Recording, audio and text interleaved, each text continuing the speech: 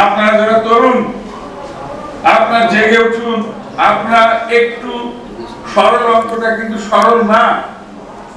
সরল অঙ্কটা পরীক্ষায় মনে হয় যেন সরল, কিন্তু এর উত্তরে পৌঁছাতে অনেক কষ্ট করতে হয়। সুতরাং আজকে দেশ বিদেশ সব খবর আপনারা রাখেন। একটা সেলফোন আপনার হাতের মধ্যে থাকলে জ্ঞানের জগৎ আপনার হাতের মধ্যে, কি নাই সেখানে আমি কি বলবো। আপনি মানবাধিকার সম্পর্কে জানতে চান, সব জেনে যাবেন। জানার কোনো সমস্যা নেই, কিন্তু করার সমস্যা আছে। আমাদের কত সুন্দর এই বাংলাদেশ, এর কি আবহাওয়া, এর কি শাক সবজি তরকারি মাছ, এর কি সুন্দর, এই মানুষগুলো সুন্দর, কত অভাব নির্বুদ্ধিতা দিয়ে এমন জায়গায় গেছি যে আমাদের ছেলেমেয়েরা আর কেউ এই দেশে থাকতে চায়। এইখানে আসার আগে আমি দীর্ঘক্ষণ আমার ছোট ছেলের সাথে কথা বলছিলাম, এ বললো না যখন এসে গেছি আর কি করবো। আমি তাকে প্রলুব্ধ করতে পারলাম।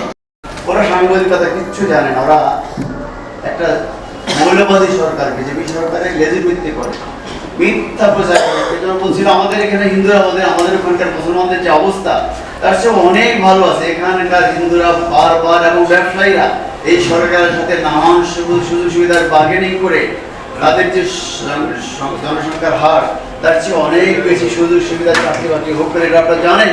কিন্তু আমাদের মুসলমানরা যারা আছে ওখানে বেশি করে, তারা কিন্তু যারা জনসংখ্যার যে অনুপাত তার তুলনায় সুযোগ সুবিধাগুলো অনেক কম। ওরা মসজিদের নিচে মন্দির খুঁজে, ওরা গরু কারা খায় তাদের খুঁজে খুঁজে সুনির্দিষ্ট কোনো প্রমাণ নাই, কিন্তু পিটিয়ে মেরে ফেলে। আমাদের এখানে এত বড় ঘটনা ঘটেছে, একজনকে গ্রেফতার করেছে, তার বিনিময়ে সাংবাদিক নেতা রানা ভাই, অতিথিবৃন্দ, সম্মানিত অতিথিবৃন্দ, আসসালামু আলাইকুম। একটা নিরস বক্তব্য, এত সুন্দর, এত বাধ্যজনক করে আমাদের সরকারি উপস্থাপন করছে, আমি মুখের মধ্যে হয়েছিল।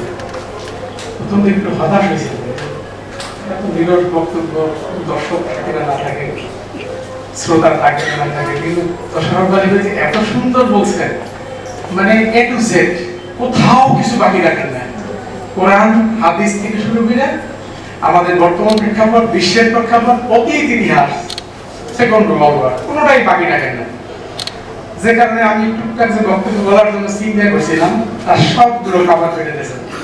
আমার খুব ভালো লাগে এত মন্ত্র মুগ্ধের মতো এরকম বক্তব্য, এরকম নিরব বক্তব্য আসলে আমি কখনো শুনি না। সব দর্শক আমার সাথে মনে একমত হবে, খুবই সুন্দর লাগছে। ধন্যবাদ সরব ভাই, ধন্যবাদ। রানা ভাই ভালো বলছেন, মনে করছেন আমরা এই কজন সাংবাদিক এই ইউনিয়নের সদস্য, এটা ঠিক না। গোটা দেশের মানুষ কিন্তু আমাদের সাথে আছে। দেশের মানুষকে নিয়ে যদি আমরা আবার মাঠে নামতে হয়, এটা কিন্তু বর্তমানে যারা ক্ষমতাসীন আছেন, যারা অন্তর্বর্তী সরকার আছেন, তাদের জন্য ভালো হবে না। আমরা 15.5 বছর রাস্তায় আন্দোলন করে এখন একটু শান্ত পরিস্থিতির মধ্যে দিন কাটাবো, এটাই কিন্তু ভাবছিলাম।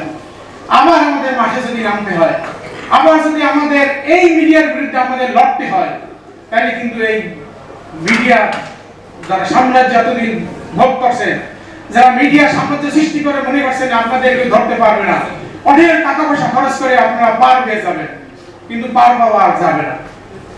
একের পর এক আপনাদের বিরুদ্ধে মামলা হইতেছে, আপনাদের নিরাপত্তা দেওয়ার মতো আর তখন কেউ থাকবে না। আমরা যদি মাঠে নামি আবার এই পরিস্থিতি মোকাবেলা করার জন্য আমাদের সব সাংবাদিক, সব জনতা আমাদের সাথে থাকবে, এই প্রত্যাশা আমাদের থাকলো।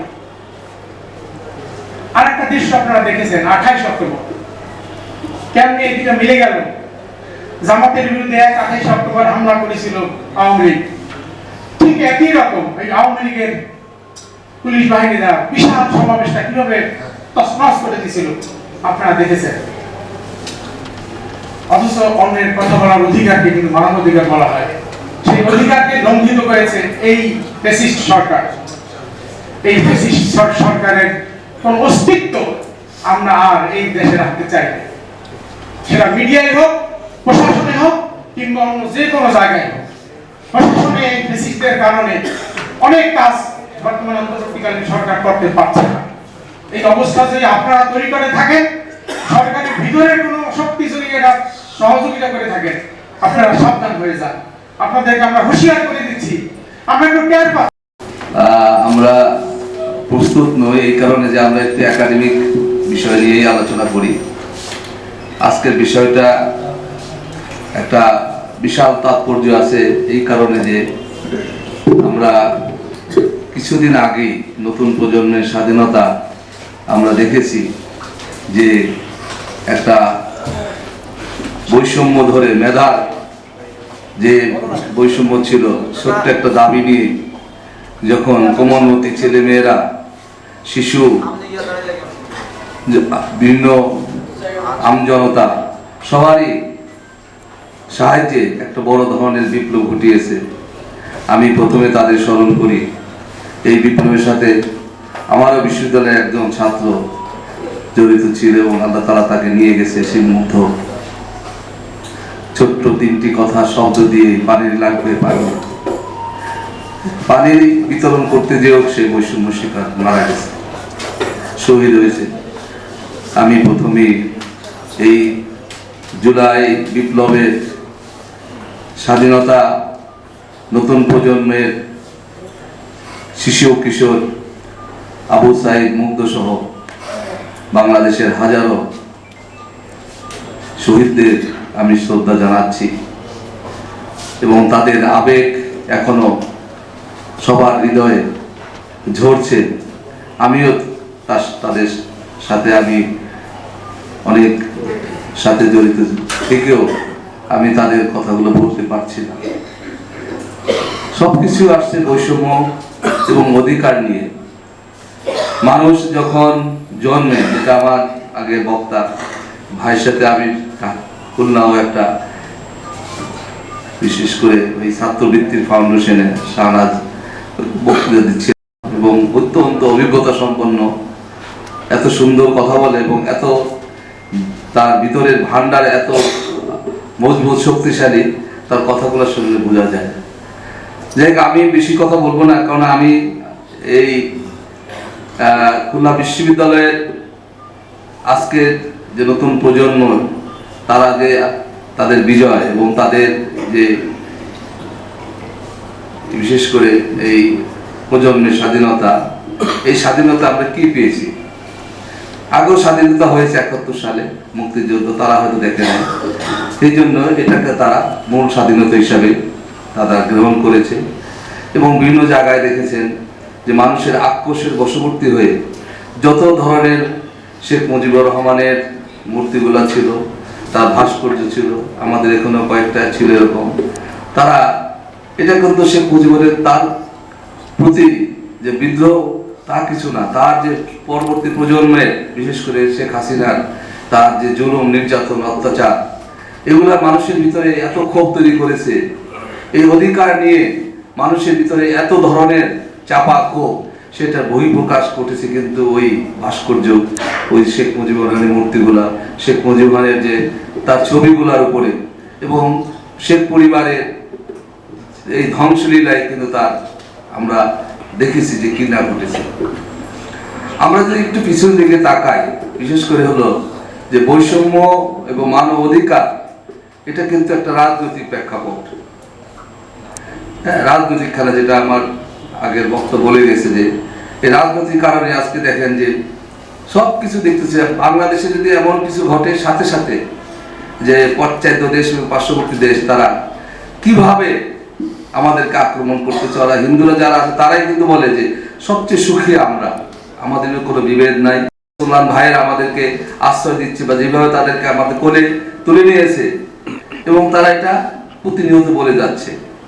আর তারা কি করতেছে, তারা বিভিন্ন মিডিয়াতে, আপনি যদি একটু ফেলানির দিকে তাকান, যখন তাকে মেরে তার কাটা ঝুলে রেখেছিল, ওই চিত্র বা ওই দৃশ্য দেখলে বোঝা যায় যে আমরা কোথায় আছি। আমরা যদি তাকাই যে শাপলা চত্বরে যে ঘটনাগুলা, এই বাচ্চা বাচ্চা মাদ্রাসা থেকে যারা আসলো তাদের কি অপরাধ ছিল, সেইভাবে যদি আমরা একের পর এরকম বহু ঘটনা ঘটেছে। এখন এই ঘটনাগুলো ঘটার এটা আমাদের ভিতরে একটা পশুসুলভ মনোভাব সবসময় বিরাজ করে। এটা ঘরের ভিতরে আছে, ঘরের বাইরে আছে এবং পারিপার্শ্বিক সাথে জড়িত আছে। এখন এখান থেকে কিভাবে বেরিয়ে আসবো, আমি শুধু ওই জায়গাটায় আমি একটু আলোকপাত করতে চাই যে বেরিয়ে আসতে হলে আপনাকে আপনার বিশেষ করে যে শুদ্ধাচার বলে একটা কথা আছে, শুদ্ধাচার যদি আমার ভিতরে যদি আখলাক বা আমার উপরে আল্লাহকে যদি আমি ভয় না থাকে, আমার তো মরতে হবে। এখন মরার ভয় যদি আমার ভিতর না থাকে, আমি এই দেখেন শেখ হাসিনার 21 সাল, 41 সাল, আবার ডেল্টা প্ল্যান যদি দেখি 100 বছর, তার ধারণা ছিল সে 100 বছর তার চেয়ে ফেরানোর চেয়ে বেশি বাঁচবে আর কি। ফেরানোর অত্যাচার যখন চিন্তা চেতনা করতো তখন কিন্তু আল্লাহকে সে ভালো বেশি স্মরণ করতো। উপকৃত করার জন্য সময় উপস্থিতি। এবারে আলোচনা অনুষ্ঠান প্রায় শেষ প্রান্তে, বক্তব্য রাখার জন্য আহ্বান জানাচ্ছি বাংলাদেশ সিভিল সোসাইটির সংগ্রামী চেয়ারম্যান সিনিয়র সাংবাদিক জনাব জাকির হোসেন।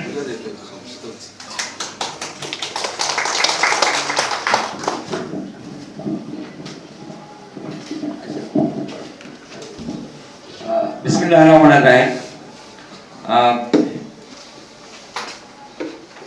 আপনারা দীর্ঘক্ষণ আমাদের এই যে আলোচনা সভা এবং আলোচনা সভা পূর্বে আমরা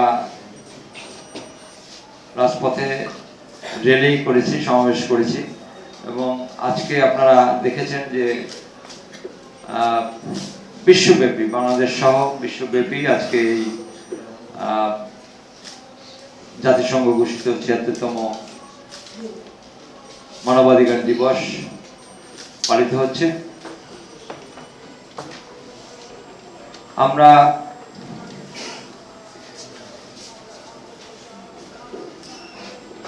অনেক বক্তাই বলেছেন যারা আজকে এখানে নির্ধারিত আলোচক ছিলেন। তো আমাদের ইতিমধ্যে আমি একটু ঘোষণা দিয়ে দিই যে সরওয়ার ওয়াদুদ চৌধুরী, লেখক ও গবেষক, জাতীয় মুখপাত্র দুর্নীতি বিরোধী জাতীয় সমন্বয় কমিটি, উনি আমাদের মাঝে এসে উপস্থিত হয়েছেন, আমি তাকে স্বাগত জানাচ্ছি। আমাদের মাঝে আজকে নির্ধারিত আলোচক ছিলেন M A. Sohel Ahmed, combined human rights ওয়ার্ল্ডের সংগ্রামী চেয়ারম্যান, তিনি আমাদের মাঝে এসে উপস্থিত হয়েছেন। যেহেতু আমাদের প্রোগ্রাম একদম শেষ পর্যায়ে, আপনাদের কাছে একটু পরিচয় করে দিলাম, এখন আর বক্তব্য দেওয়ার সুযোগ নেই। আমিও বক্তব্য দেব না, যেহেতু আমাদের অনেক বক্তব্য হয়েছে এখানে। আমাদের আলোচক বৃন্দ এবং বিশেষ অতিথি বৃন্দ, প্রধান অতিথি বক্তব্য রেখেছেন। আমি বারবারই যে কথাটি বলি যে আপনারা আমাদের ডাকে যারা অতিথিবৃন্দ উপস্থিত আছেন সবাই প্রতি বছরই আমাদের বা প্রতি প্রোগ্রামে আমাদের সাথে আপনারা সহযোগিতা করেন বলেই আমরা করতে পারছি। এবং বাংলাদেশ সিভিল রাইটস সোসাইটি অতীতের মতো আগামীতেও যে সমস্ত কর্মসূচি গ্রহণ করবে সেই সব কর্মসূচিতে আপনাদের সহযোগিতা আবারও প্রত্যাশা করছি, ভবিষ্যতের জন্য প্রত্যাশা করছি।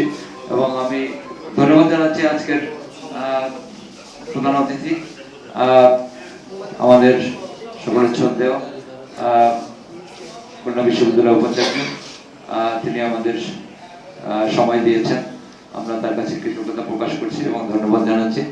আমরা কৃতজ্ঞতা প্রকাশ করছি আজকের অনুষ্ঠানের বিশেষ অতিথি সৈয়দ তোশারফ আলী, আপনার প্রজ্ঞাবান ব্যক্তিত্ব, যিনি আমাদের অনেক উপদেশমূলক এবং ভালো বক্তব্য রেখেছেন।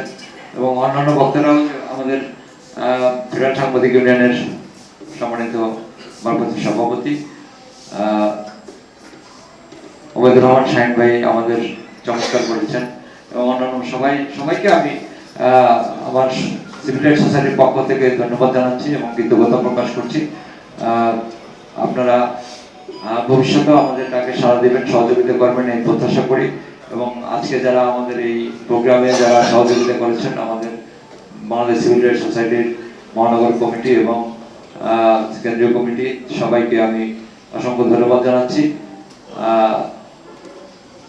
এবারে আমি আবারও আপনাদেরকে অতিথিবৃন্দ সহ যারা মঞ্চে আছেন, মঞ্চের বাইরে ও সামনে যারা আছেন সবাইকে ধন্যবাদ জানিয়ে আমি আমার আজকের আলোচনা সভা এখানে সমাপ্তি ঘোষণা করছি। সবাইকে অসংখ্য ধন্যবাদ।